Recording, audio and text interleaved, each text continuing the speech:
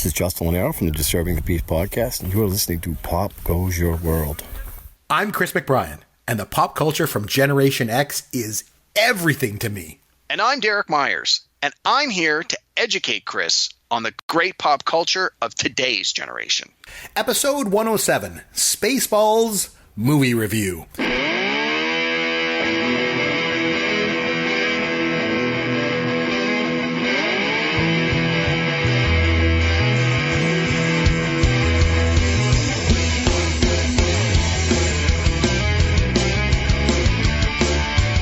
Hey, I'm Chris McBrien, along with Derek Myers, Caveman. It's Pop Goes Your World, the pop culture podcast for the generations. You're going to find us at popgoesyourworld.com. Make sure and leave us a review on iTunes or wherever you download and listen to the show.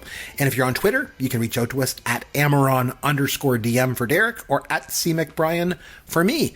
Derek Myers, how are you, my friend? Chris McBrien, I'm doing great. How are you doing? I'm doing good. I understand you were away on vacation. Where did you go? I went to the Origins Game Fair, the Origins Game Convention. That's board games in Columbus, Ohio. Nice. And I had a great time. My wife accompanied me, and although she is a huge board game nerd, just like I am, she'd never been to one of these conventions before. I have been going to gaming conventions for probably about 15 years on and off, so I knew what to expect. She had no idea, and I am pleased to say that she had a great time. And on the ride home, we had a long discussion about what she liked, what she didn't like, what she might do differently, would she go back, and she definitely seemed very enthusiastic about going to another convention in the near future, possibly going back to Origins next year or trying something different. So I think we have found a new thing we can do together. Take a little vacation, go do gaming conventions, and it was really good. It's basically the way it's set up is it's an opportunity for people who are producing new games to promote and sell their products. It's like a trade show for people who make board games. And so me as a gamer, I want to go and try out these new games, see what they're like. And if they're good, I, in most cases, have an opportunity to make a purchase. And I think we bought between 10 and 15 new board games. And we can't wait to have some friends over so that we can share these great games with them. It was a lot of fun. So a couple things. Number one, with these kids today, and all their digital stuff and their tablets and everything else, they still play board games? Yeah, the thing with the board games, and even to the same extent with role-playing games like Dungeons & Dragons, which I have played forever and ever, is there's a social aspect to these games that you just don't get with the digital interaction. Even if you're playing like, Warcraft or any of these like online multiplayer role-playing games where you've got these whole worlds where people have the headsets and you can talk to each other. Yeah, that's a certain social element, but it's something different when you sit at an actual table with real people where you can see them and interact with them and see their facial expressions and their body language. I agree with you. I agree. Yeah. Yeah, and what we're seeing, and I don't do it so much anymore, but we used to do a lot of gaming at the local game stores. They would do game nights where they would try to educate and teach us these board games that maybe we had never heard of before in order, again, to try and boost sales, but partly because they knew what kind of games we liked and they knew it was an easy sell for them if they could get us on board. And we would see a lot of parents bringing their younger kids, and not even like children kids, but like maybe from like 8, 9, 10 up to like mid-teens to these board game nights. And you could see that the children, their social skills needed a little bit of development still, if you will. Like not like, oh my God, they were super socially awkward, but you could really tell that this kind of interaction would help them, and the parents would realize that. And often you would have the kids and the parents playing together, and even some of the parents would say to us like that they appreciated this opportunity to share something with their kids, to share like a hobby or some fun outing. Because like me, a lot of the parents are like, I don't play video games. I'm not into video games. This is not something I can do with my kid. But board games, for the most part, you can have people of varying ages play the same game and everybody gets something out of it. Very cool. So there's that. And then the second thing I wanted to ask was, did you bring Escape from the Death Star? No, I did not. We only brought a couple of games with us, and the only time we even had a chance to play anything we brought was the very first night we were there. We actually went a day early, and so there was probably only about a third to a half of the participants go the night before. And because the show hasn't started yet, nobody's had an opportunity to purchase any new games yet. So you see a lot of people playing their favorite game. So that's basically what we did. We brought one or two that we liked. We had a chance to only play one of them, and then we got to sleep early that night. And then after that, it was all about new games. So for me, as you probably know, Father's Day was recently. So I decided to make a little trek over. I took one of my sons, my youngest son. He's 6. And we went over to see my dad. And so on the drive over, I have like the DVD player, in the car that goes on the back of the chair rests or the arm or the chairs. And so I put the DVD player on and I said, well, what movie do you want to watch? And like I say, he's 6. So he's like, I want to watch Return of the Jedi. I'm like, yes, parenting win. So I put Return of the Jedi on. And so he's back there and I get him to put a headset on. So he's wearing headphones and he's got his movie plugged in. So I don't have to listen to it. I'm just driving. I'm listening to a podcast or something like that. And all of a sudden, he's like, Dad. I'm like, yeah. He goes, I'm at the part with Jojo Siwa. And I said, what? What the hell are you talking about? And he goes, I'm at the part with Jojo Siwa. And I'm like, what is that? He's like, the guy that goes, oh. I'm like, that's Jabba the Hutt. Like, he thinks it's Jojo Siwa. This is like the ultimate Gen X millennial, just crashing together. But I don't even know who Jojo Siwa is. I had to go and Google it. Apparently it's some kid singer or something like that. But he mixed it up. So apparently Jojo Siwa is, not just a millennial singer, but also somebody who casts people into the Sarlacc pit, apparently. So there's that. Okay. Yeah. Well, there we go. I learn something new every day. Exactly. Okay. So on that note, let's get started. I mean, we love him, we hate him, we agree, we disagree. Freddie Mercury is the greatest singer who ever was. He is the greatest singer that ever will be. Some of the things in Freddie Mercury's real life were possibly X-rated. There is no way Rocky was a better movie than Taxi Driver. I love this idea. Probably the greatest film that's ever made. And I just picked it on a whim. And we can have a couple beers and we can play Escape from the Death Star. Walking in a winter wonderland. I try to pick something Christmas. This is a bargain trick question! Okay, so this week I got to pick a movie. So, of course, I went back to the 1980s because that's what I want to do. So I had you watch Spaceballs. And disclaimer, I'm probably going to laugh a lot during this show, just so you know. I'm assuming you probably have seen Spaceballs before. But anyway, I made you go back and watch it again. So what are your thoughts initially on the movie? Does it hold up after all these years? 1987 it came out. What are your thoughts? Spaceballs, go. All right, so you're right. I had seen Spaceballs before this week. I had seen it multiple times before this week, maybe 4 or 5 probably at the most. It's since 1987, so and definitely when it first came out on home video, probably in the late 80s, early 90s, I can remember renting it a couple of times. I can remember going to a friend's house for like a weekend where you get a bunch of buddies coming over, and it's like, let's do the Star Wars trilogy. And so you'd have the Star Wars trilogy on over the course of the weekend, and then sort of the end it all, we would usually throw on Spaceballs because so much of Spaceballs is a parody or an homage to the original Star Wars trilogy. And so having that fresh in your mind when you then watch Spaceballs, I think there's a lot of humor that is even funnier. A lot of the subtleties, you pick up on them a little more clearly, a little more easily. So I had seen it a few times before this. Now, in all fairness, I haven't probably seen it in 15 years or more. So it's been a while. And I knew there were definitely going to be parts that I had forgotten, or, sometimes with movies that you remember fondly, you sort of misremember them. You sort of paint them with a happy brush because you watched them in a time in your life when it was a happier place. And sure enough, when I watched it just this week, there were some things that I really laughed at because I totally forgot. And there were other things where I sort of went, I remember that being a lot better. So overall, yes, I enjoyed the movie. I think it's a good movie. But I do think now, watching it years later with some perspective, with the again through the lens of 2019, there are potentially some issues, not nearly as bad as, say, something like Revenge of the Nerds, where there are like some big issues.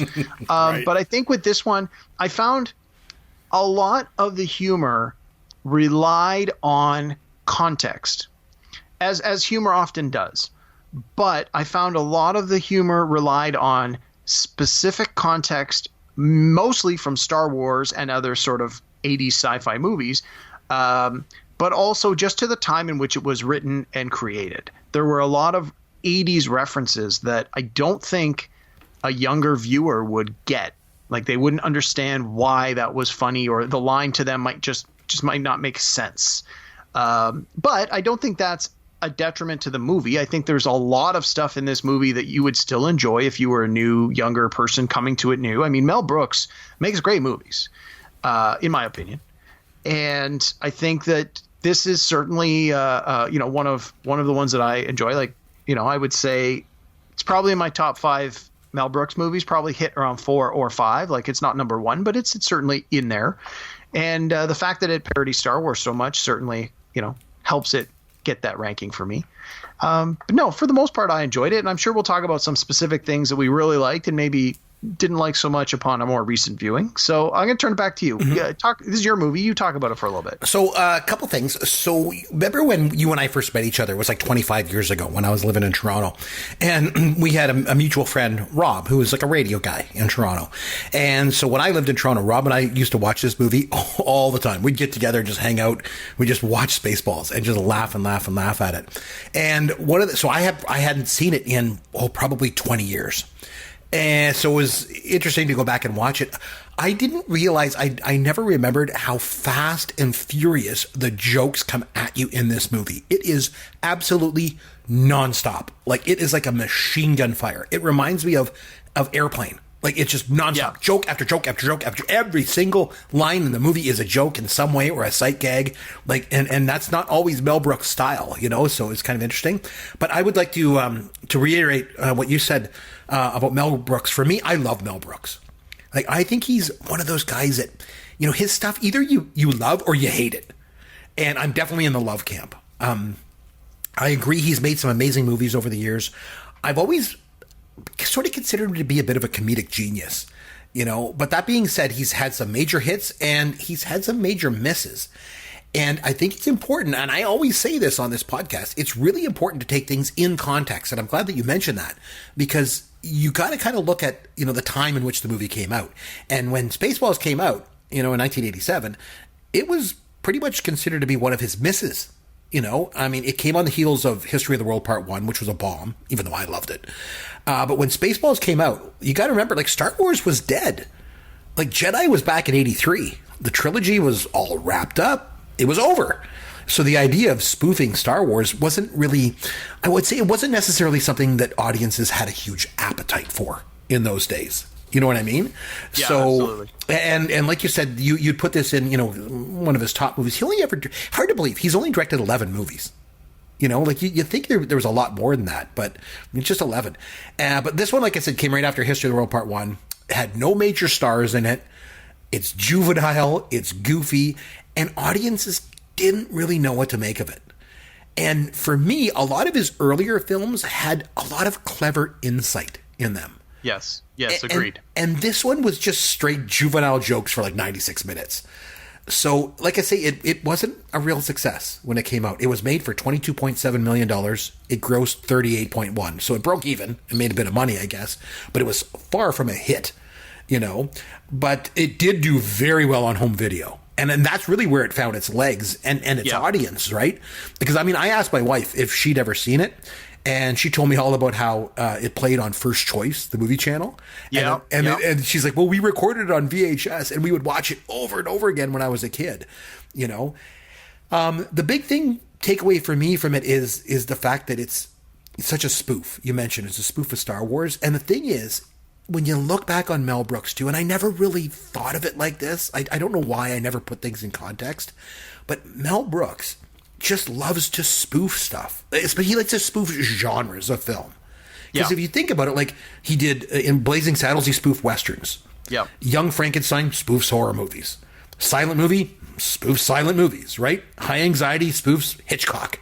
And this spoofs, Star Wars and science fiction films.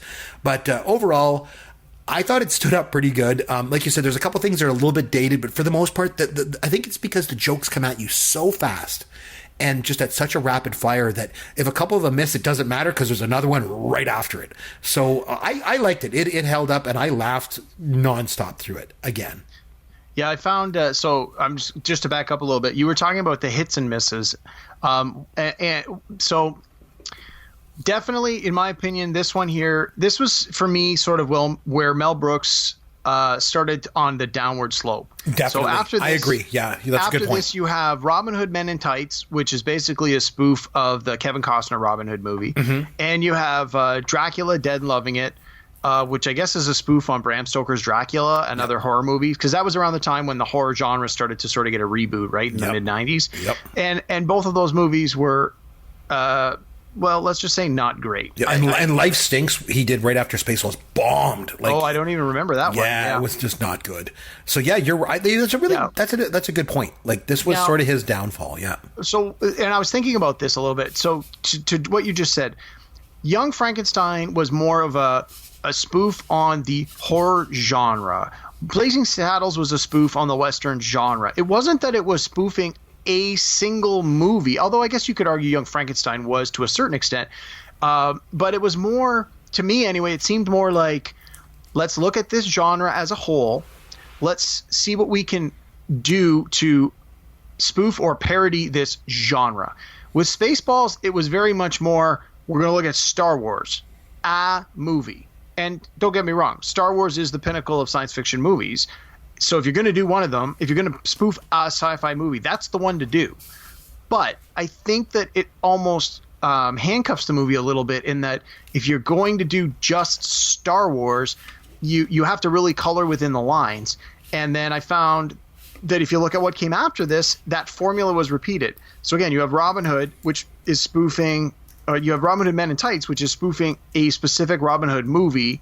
And then you have the vampire one with Leslie Nielsen. And again, it spoofs a very specific movie. And those ones, again, they felt very restricted and restrictive of what they could do and what they could say and how the story had to progress. Because when you're trying to follow an existing movie, you can only veer off the path so much before it's not going to make any sense. But in this case, in Spaceballs, I think it works.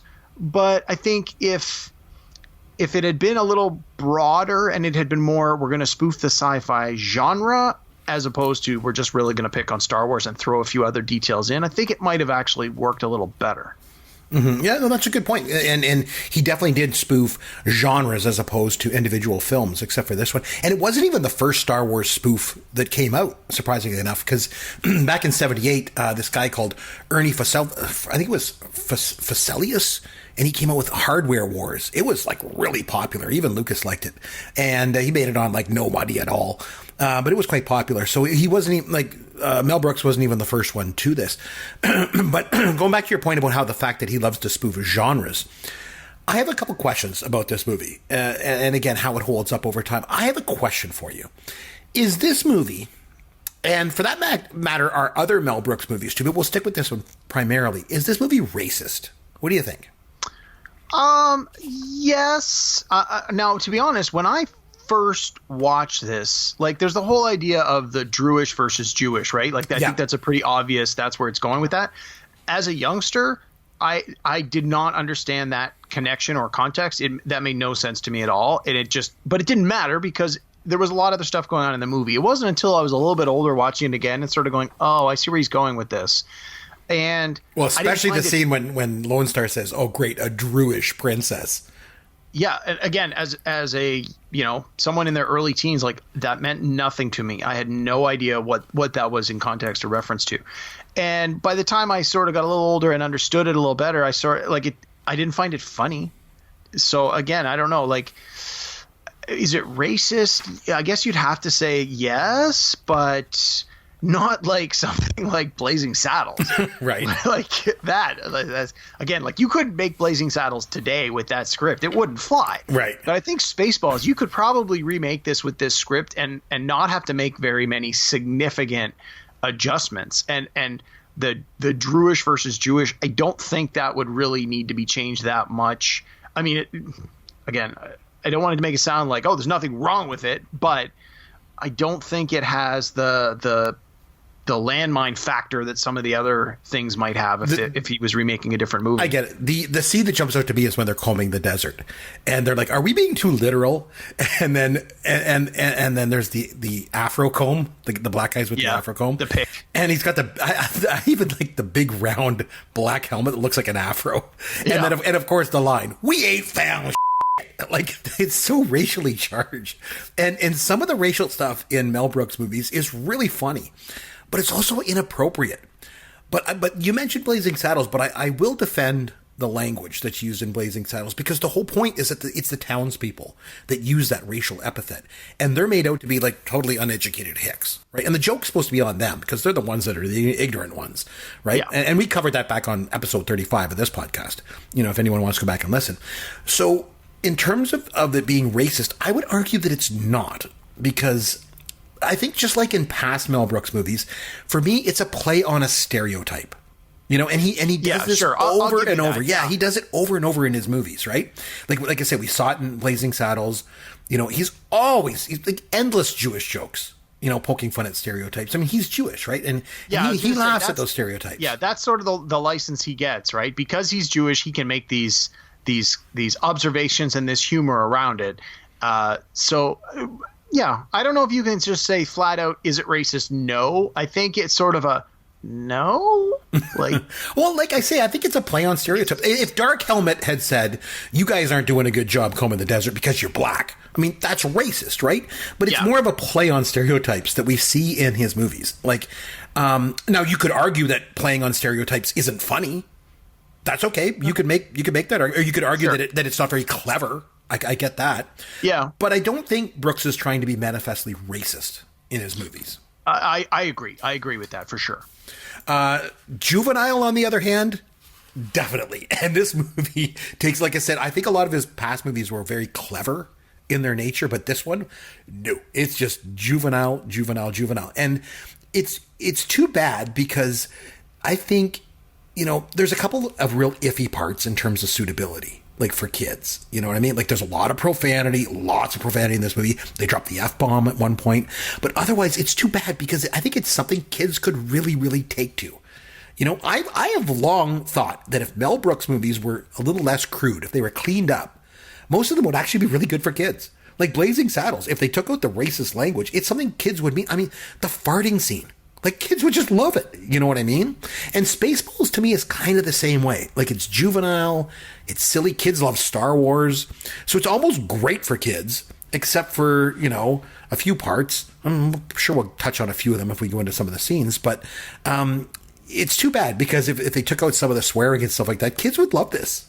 There's no way I'm letting my kids watch it in its uncut form. But I think, so I agree with what you're saying to a certain extent, but I think that, as I mentioned before, a lot of the humor relies on contextual understanding of what is being made fun of. And without that context, it's not as funny, or it's not funny at all. Like if you just have straight up never seen Star Wars, never seen Aliens, never seen some of the Star Trek movies, like there are certain scenes that just, they make no sense unless you understand that this is a parody of this other scene, right down to the words that are used, or the costumes that are used, or the placement of the person on the screen. Like that takes a lot of skill to pull off. And if you have that context as a viewer, it's funny. You can laugh at it. You can appreciate it. The attention to detail is part of what makes it so funny.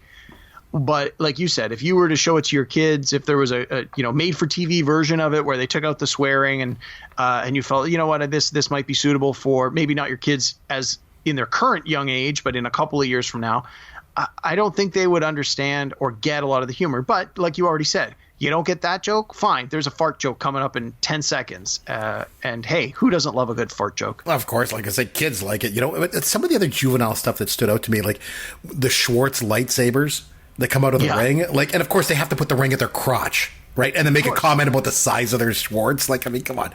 And I absolutely love Pizza the Hut. I don't know. There's something about Pizza Hut and Dom DeLuise's voice. And then you can see like the guy is like wearing this thing and it's like dripping down. I don't know. The pepperoni's falling off. And the guy beside him is like eating them. Like, just, I don't know. There's something about Pizza the Hut. I just laugh every time I see that thing. There's something just so absurd. And like, even when there's a scene where the big stone lands on Yogurt's foot and it flattens it out like a Roadrunner cartoon. Like, again, kids would love this. Like, it's so juvenile, right? There's a scene when Dark Helmet says to the guy, "What, you went over my helmet?" And then, of course, he zaps him in the crotch. Like, Yeah. of course. And the combing the desert scene, we mentioned. The other part about that scene that I thought was so funny, and I forgot all about it, and it just kind of stood out to me, was when Dark Helmet uses the megaphone to talk to Sanders right beside him. Yeah. And then he puts it down, and to communicate to the guys in the distance, he yells at them. Like, I don't know, just little things like that. Like, I didn't catch, even though I saw it, maybe because it was just years ago watching it over and over. I was like, God, that's pretty funny. And then the scene when they beam him down, and he gets turned around so his head's on backward. And then remember, he looks down, he's like, why didn't anyone tell me my ass was so big? And he like scratches it. And then he scratches his own butt. It's just so stupid. Like, it's so juvenile. And the whole scene with the he's like, he's an he's like, I know that, but what's his name? That's his name, Major Gunner's mate, first class Major. He's like, how many we got on this ship anyhow? And they all put their hands up. I knew it. I'm surrounded by like, it just, and they keep firing. I don't know. To me, I laugh at it because it's just so juvenile, right? But a lot of it revolves around a Dark Helmet. I think that's where a lot of the real juvenile type humor comes from, the klutziness of them and everything else. Yeah, and I think that's part of what makes this movie work, is that you have Rick Moranis and John Candy in these, pretty significant roles. So those guys have the comedic chops to keep up with Mel Brooks, and you got to imagine that there's a certain level of improv happening on the set, and with guys like that in these positions. And even Mel Brooks, right? Like, they would have all been in scenes together when you've got Rick Moranis and Mel Brooks together in some of the same scenes. I've got to think some of that was ad-libbed, which would have made the scenes better. I know for a fact that the scene where Rick Moranis was playing with the little dolls, they basically just put him at a table, and he didn't know, it wasn't in the script. And they just said to him, here's a bunch of dolls, just be funny. And he improvised that whole scene. And like, when you watch it, it's so funny. And then the guy comes in, and he's like, no, dude, what did you see? Well, I wasn't playing with my dolls. Like, I don't know, it's so funny. One of the lines that always made me laugh, and again, I don't know if it was in the original script, was later on where the doctor is threatening to give her back her old nose, and then he's there with the really pretty nurse, and then when they leave, and Rick Moranis turns to the other guy and he goes, I bet she gives great helmet. Yeah. So juvenile, like, just so juvenile. Oh man! But like I say, some of the scenes where he's in, where he's like he falls down, and remember when he's like, go to ludicrous speed, and then he's like, put the brakes on, and then he like flies ahead, and then when they're watching the VHS tape, he's like, never watch that part again. Yeah. And then the car hood closes on him. And then there's one scene where the camera kind of zooms in on him and just hits him and knocks him over. Yeah. Like, it's so stupid. Even in the desert transport, he falls back and stuff like that. And then, of course, the Jawas, instead of they're called dinks. And that's what they say. Dink, dink. Again, just so juvenile. But there's something about it that's also endearing in some way. I don't want to say innocent, but it's just fun. It's a fun movie, I think, to watch. I'm surprised how many times in this movie that he breaks the fourth wall. And Mel Brooks likes to do that a lot, but he does it a lot in this movie, doesn't he? Yeah, and it was when I was trying to think of like trivia questions for the movie and stuff, I was racking my brain for some ideas, and that was one of the things that I thought of, is maybe I should make something around like breaking the fourth wall, but I couldn't remember how often it was done in the movie, and then I'm about halfway through and I thought, geez, there is a lot of that talking directly to the camera, or just that that spoofing, the whole idea of the breaking the fourth wall. It's like, geez, I should have gone down that road. I think there was some gold there that I missed. Well, the ones that jump out to me is when they're doing the VHS rewinding scene. Yeah. And then they're breaking the fourth wall, they're talking to the camera. And then when they're having the lightsaber duel at the end with Dark Helmet, and then Dark Helmet like lunges at Lone Star and accidentally like kills the boom mic operator. And he's like, and then he goes, he did it. It's so funny. The way he delivers that line always made me laugh. So funny. And it's such a funny thing with Rick Moranis, because he's so funny, and then he basically just quit making movies not that long after this. He just got out of it. But while I'm just thinking of the breaking the fourth wall, if you think about Blazing Saddles, he basically did that for the whole last act of the movie. The finale. Yeah, the whole thing. You know? Oh man, I don't know. It's so funny. And even just thinking about that the part with the VHS where they rewind it and then they watch it. Like, really, if you looking at it now, it's like a twisted commentary on kind of that revolution of home video technology. Because at the time, that was a big deal. Yeah. You know, it's hard for millennials to grasp that these days. But back then, the idea of getting home video and being able to watch a feature film at home, pause it, rewind it, watch it over again, like, it's a big deal, you know? And so they obviously play on that scene with the fact that they're making it, you know, so fast that they're making it as it's, you know, it's coming out, you know, at the same time that they're making it and all that, you know. John Candy, I want to touch base on, you know, late great John Candy, obviously died in 94. I think he makes anything he's in better just by being in it. Don't you think? Yeah, I think that's a fair statement. He is so good. And then you talk about improvise. There was another scene where there was improvised or not meant to be when he goes to get up and he forgot to undo his seatbelt. And that was not in the script. And he hits himself and he's like, oh, that's going to leave a mark. That's an improvised line that they just left in, you know, in the scene. John Candy is great. Joan Rivers, again, makes an appearance. Like, what the heck is she doing in this? Well, her voice, anyway. And even Dick Van Patten. It's like, what's he doing? He was in this really movie? good at this. Like, what? But he was so funny because he's so stupid, right? Where he's talking about how he got the car Yes. at the beginning, and he's like, "Oh, what's she driving?" And then he starts describing it. And he's like, "I got a good deal, and my brother has a dealer." And he's like giving all these unnecessary details. It just made me laugh. That was really funny. I forgot about that. That was funny too. And when he's talking about his luggage, you know, or not his luggage, the combination.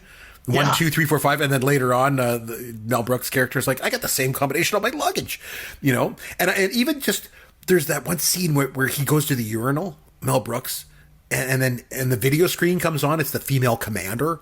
Oh, yeah. And then just before she signs off, just for a split second, she just looks down. And it's like, it's just nonstop sight gags and jokes. Michael Winslow makes an appearance. Remember, he's one of the Spaceballs. Yeah.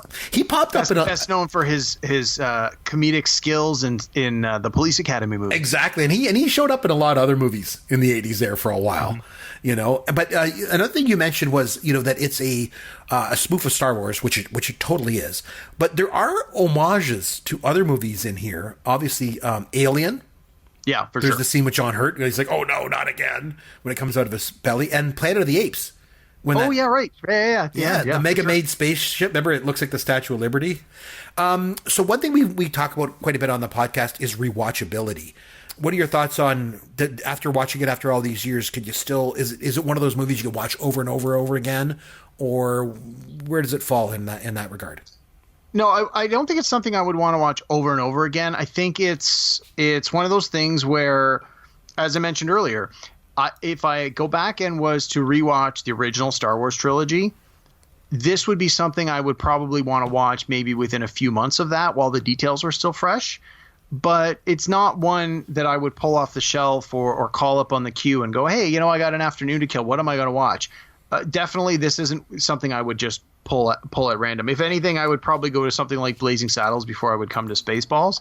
It held up okay. I just, like I said, I found a lot of it seemed dated. Not a lot of it, but enough of it seemed dated to me that it didn't really entice me to want to go back and potentially rewatch it again anytime soon. Like I said, it was probably about 15 years since I've seen this in its entirety. If I went another 5 or 10 before I saw it again, I'd be okay with that. I mean, I would definitely watch it again, but not anytime soon. Like I say, one of my biggest takeaways watching it again is just the way that the jokes come at you. Like, they just flying at you nonstop. And the thing is, they don't make movies like this anymore. They just don't. They don't. Comedies nowadays are not like this. They just aren't. And I think you could watch it over and over and still be getting jokes out of it that you missed, you know, the first 10 times you saw it. And some of the quotes, we've talked before about quotes from movies. Some of the quotes in this movie, two that stand out to me that I liked at the time, I kind of forgot about until I watched it again. When he does the play on the "I'm your father." I'm your father's brother's nephew's cousin's former roommate. You know, like, it's so stupid. And then I love probably my favorite line in the whole movie is when Dark Helmet says, "Evil will always triumph over good because good is dumb." It's just such a stupid line. I just love it. I don't know what it is. I always like when they first meet Mel Brooks as Yogurt, and they're like, he's like, oh, you heard of me? And they're like, Yogurt the Great, Yogurt the Magnificent, Yogurt the Wonderful. And he's like, no, please, just plain yogurt. I'm just plain yogurt. Just plain yogurt. Oh my God, that always made me laugh. Exactly. I like that too. Funny with Bill Pullman in this movie, because he had never had a starring role before this. They wanted Tom Cruise. They wanted Tom Hanks. They couldn't get him. And so they went with Pullman, you know. Pullman goes on to be the president of the United States in the Independence Day film. Exactly. I think because they had Rick Moranis and John Candy already lined up, they were able to get an unknown to play kind of a lead role. Like they were able to get away with it. And I like the fact, too, that they mentioned a sequel in this movie because they call it the Spaceballs 2, The Search for More Money. Yeah. But and funny enough, Rick Moranis actually suggested, because they'd approached him about, you know, hey, you want to maybe do a sequel? The studio that was, and he wanted to call it Spaceballs 3: The Search for Spaceballs 2, which I thought was kind of funny. Yeah, but Mel Brooks has never done a sequel. You know, and I'm sure he wasn't about to start they keep talking about potentially making a Spaceballs. I saw just in the last 6 months, I've seen through social media that, again, you never know what is just fans hoping for something, posting blog articles going, oh, wouldn't this be great, versus actual information. But there's a poster for Spaceballs 2 that's been circulating on the internet from the last few months. Again, I don't think it's real, but you never know. Today's day and age, if there's a potential to make a buck by making a sequel and enough of the original people are still interested, are still available. I mean, obviously, John Candy no longer with us, so he wouldn't be in the movie. But Rick Moranis isn't making movies anymore, so I don't know.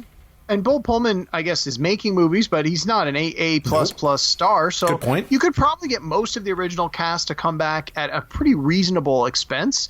Introduce maybe a few younger characters, sort of make it like a sort of next generation story or something along those lines. Or maybe even try and spoof Force Awakens, like the new Star Wars movies, so that you have that parallel of Spaceballs is a parody of Star Wars, and Spaceballs 2 is a parody of Force Awakens. Anyway, who knows? Do spoofs even exist anymore?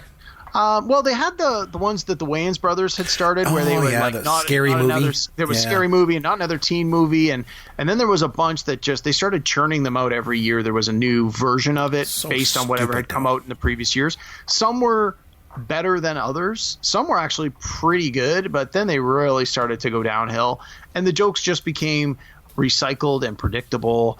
And I don't think they're making new versions of those anymore. But there was a time, like in the mid 2000s, where every year there was one or two more of them. Maybe that's like an untapped market.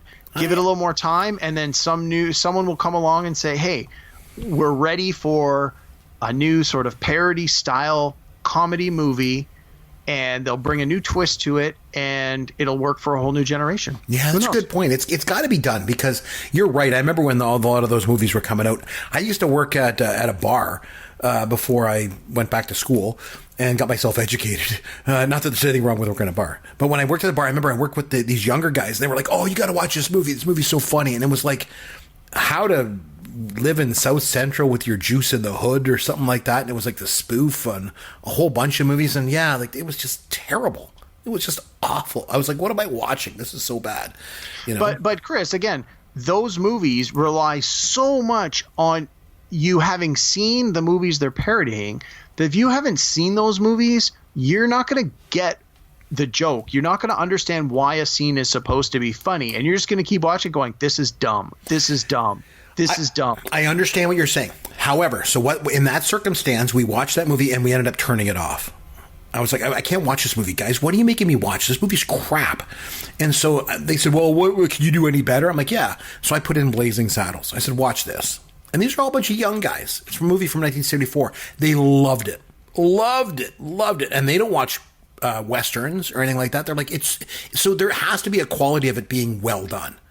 You know? Well, but I think that speaks to a point I was making earlier, where Mel Brooks' early movies spoof a broad genre that with more universal style themes, whereas like Spaceballs spoofs a specific movie rather than a style of movie. And I think those dumber ones, like we were just talking about, go even the next step farther, where they're like, we're going to pick these 2 or 3 movies and we're basically just going to mine the original scripts and just make jokes about these scenes. So if you haven't seen those original movies, The new parody movie makes no sense whatsoever. And I was working at Blockbuster Video when a lot of those came out. Right. So I got a lot of free rentals. So I had seen all those crappy movies that they were parodying in the first place. So the comedy ones were okay. And I got the jokes because I knew the originals. But a lot of times I was thinking to myself, if I hadn't seen that movie, this whole 20-minute sequence would make no sense to me at all. And it's funny, because you're talking about Mel Brooks, and I mentioned how juvenile this is, and it's kind of his downfall too. You had mentioned, which is true. Some of his earlier stuff. I mean, this is a guy who's had, and we love talking about the Oscars on this show, but this is a guy who'd been nominated for Oscars in the past. He won an Oscar in 1969 for The Producers for Best Original Screenplay. And some of his other movies have been nominated for Oscars. So, there was a time, like I say, when I think he was a lot more clever in his filmmaking and a lot sharper, or just, I don't know, just maybe a little bit more on the mark. I mean, not to say that this movie is not on the mark, because for what it is, I love it. It's hilarious. But it was pretty much the end to him. After this, he didn't really do anything. Yeah, agreed. It's just the way it is.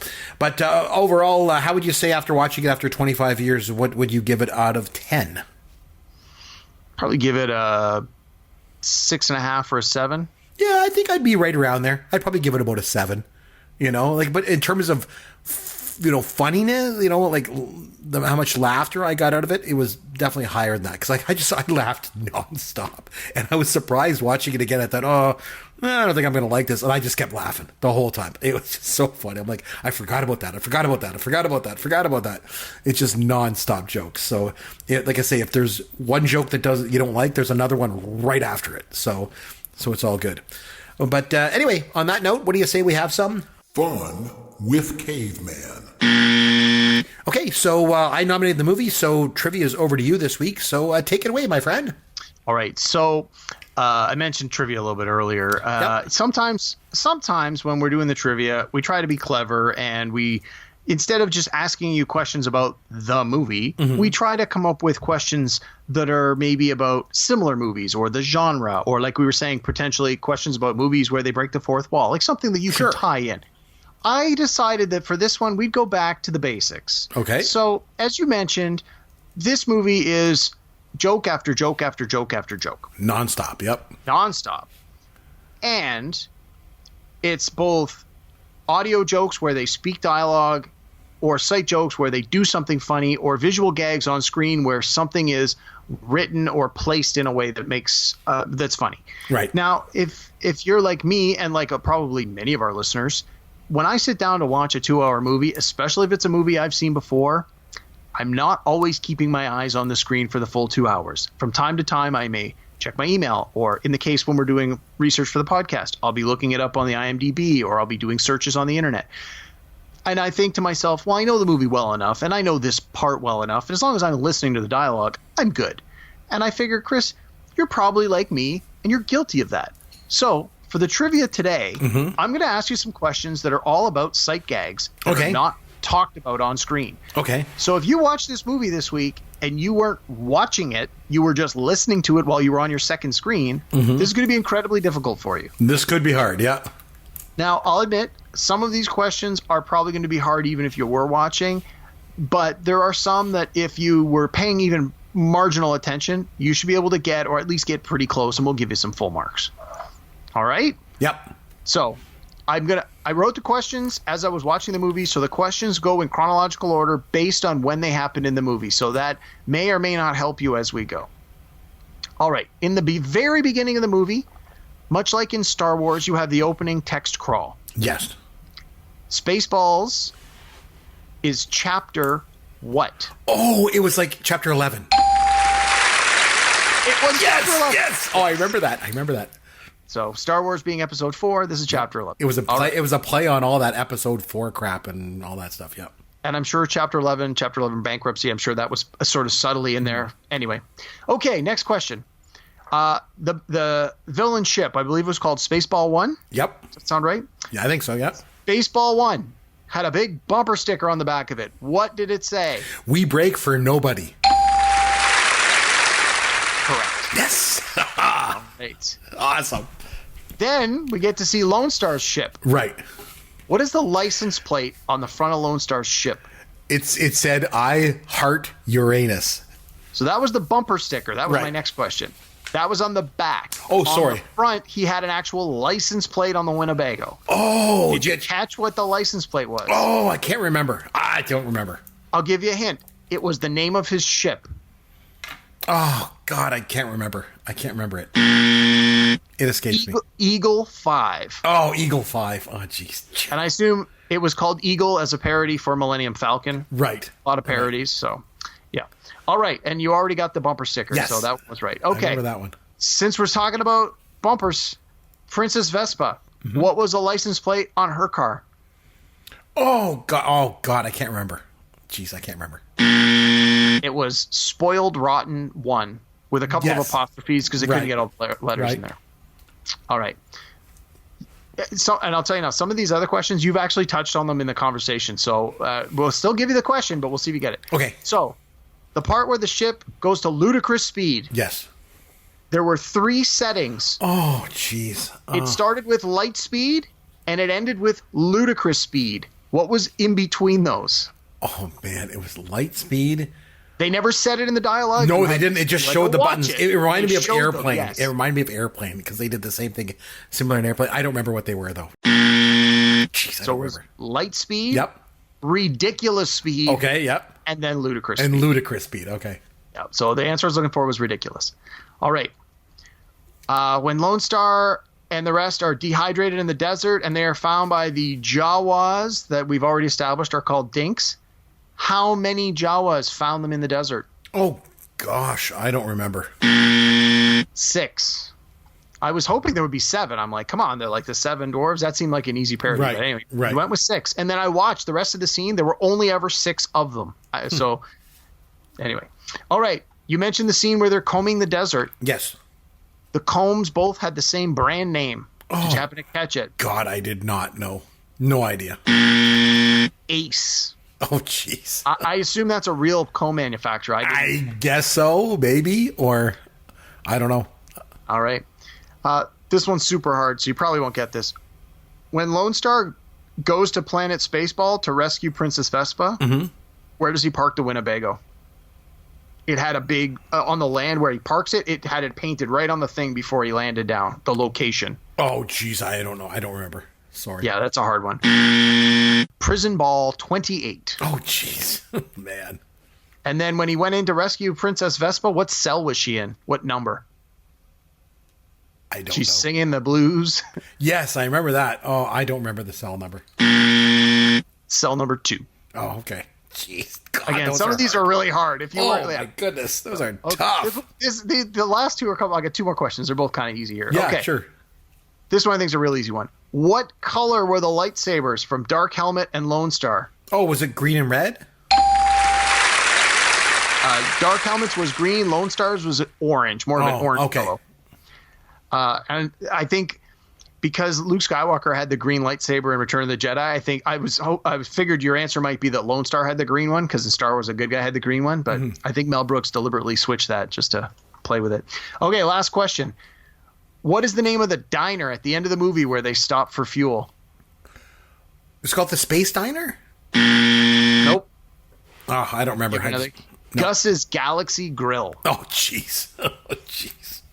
So this is why you don't watch a movie with 2 screens. You pay full attention so you pick up on all the little details. Like I say, the jokes and the sight gags are coming at you in this movie so fast and furious that it's so hard to miss a lot of this. Like, it's so easy to miss a lot of this stuff. It's hard to pick up on a lot of it. And obviously, my performance in the trivia section tonight displayed that. So I got one more bonus question for you, Yeah, Chris. sure. We didn't talk about this at all, so let's just real quick. Sure. There was a big gag part of the movie was about the merchandising. Yes. In the movie, there is Spaceballs, the insert name of merchandise here. I wrote down 12 different pieces of merchandise that some were directly referred to in the dialogue and some were just shown on screen. Off the top of your head, how many can you come up with? Okay, so I remember there was cereal, and there was the yogurt doll, and I remember the flamethrower, of course. Of course. Was there a bed sheet? Yes. And I can't remember any else. Was there shaving cream? Yes. Yes. That's 5. Can you think of one more? Can you get to halfway? I don't know. Was there a lunchbox? Yes. So I redeemed myself somewhat. Okay, you got half. The other ones that I had on my list were T-shirts, dinner plate, coloring book, toilet paper, and the toilet paper had Dark Helmet's face on it. Of course. Spaceballs, the towel, which was right next to Spaceballs, the shaving cream, and then Spaceballs, the placemat. Oh, the placemat, of course. And the funny thing was, that whole scene, why they put that scene in there, was because Mel Brooks actually went to George Lucas before he even made this movie and said, hey, are you cool with me spoofing Star Wars? And George Lucas said, I have no problem with you doing this. I think it's a great idea. I love your work. Do it. The only thing is, you cannot sell any merchandise from the movie, because he didn't want him, profiting off of merchandise from spoofing Star Wars, which I can understand. So Mel Brooks just crammed it all into the movie, but he never sold any of it or anything like that. But that's why they just recurring joke in the movie is about the merchandise. So, there you go. Nice. Anyway, so on that note, I mean, it was pretty good. We both enjoyed this movie. It was nice to go back and take another look at it. Next week, you're not going to nominate a movie. We're going to come back next time with a top 5 list. We'll come back with something like that. But if you enjoy the show, make sure and leave us a review on iTunes. We'd certainly like that. You can go to popgoesyourworld.com and find all of our contact information there. If you want to send us an email, or if you want to reach out to us on Twitter, you'll find Derek at Amaron_DM. You're going to find me at C. McBrien. Until next time, this is Chris McBrien for Derek Myers saying thanks for listening to Pop Goes Your World, the pop culture podcast for the generations.